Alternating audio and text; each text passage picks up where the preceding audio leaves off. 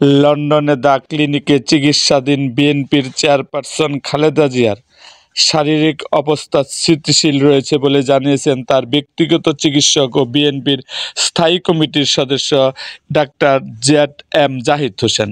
রবিবার 12 জানুয়ারি বিশেষায়িত এই হাসপাতালের সামনে সাংবাদিকদের খালেদা জিয়ার চিকিৎসার সর্বশেষ পরিস্থিতি নিয়ে কথা বলেন তিনি।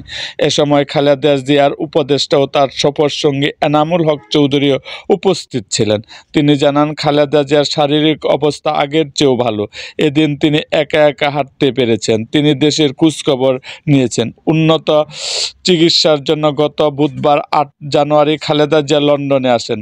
ওই দিনই লন্ডনের হিথ্রো বিমানবন্দর থেকে সরাসরি তাকে লন্ডনের বিশেষায়িত বেসরকারি হাসপাতাল দ্য ক্লিনিকে নেওয়া হয়। এরপর থেকে প্রতিদিনই খালেদা জিয়ার রুটিন স্বাস্থ্য পরীক্ষা চলছে। তবে আজ সোমবার বিশেষজ্ঞ চিকিৎসকদের পরামর্শে বিশেষ কিছু পরীক্ষা করানো হতে পারে বলে জানান ডক্টর এ.জেড.এম. জাহিদ হোসেন। তিনি আরও জানান, রবিবার অধ্যাপক জন প্যাট্রিক কেনেডি খালেদা জিয়াকে দেখে গেছেন। এই বিশেষজ্ঞ চিকিৎসকের অধীনে লন্ডনে দ্য ক্লিনিকে তার চিকিৎসা চলছে।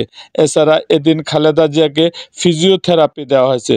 গতকালের চেয়ে তার অবস্থা স্টাবল ছিল। অন্যান্য দিনের মতো রবিবারও দলের ভারপ্রাপ্ত চেয়ারম্যান তারেক রহমান ও তার সহধর্মিণী ডক্টর জুবাইদা রহমান খালেদা জিয়াকে দেখতে এসেছেন।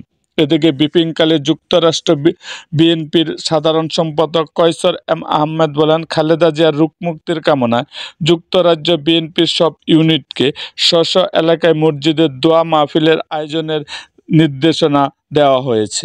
এরকম আরও ভিডিও পেতে এবং রাজনৈতিক অঙ্গনের নানা ঘটনা ও ইতিহাস জানতে আমাদের মুক্তাগাছার ইতিহাস মিডিয়া ইউটিউব চ্যানেলটিকে সাবস্ক্রাইব করুন এবং পাশে থাকা বেল আইকনটি বাজিয়ে দিন।